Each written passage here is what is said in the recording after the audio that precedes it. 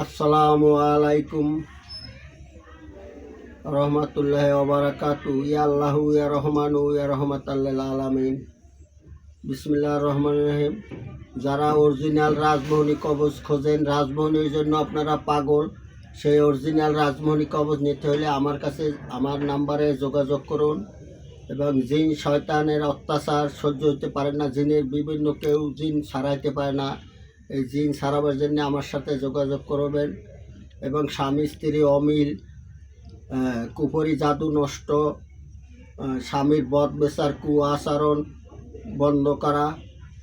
01832388576 01832388576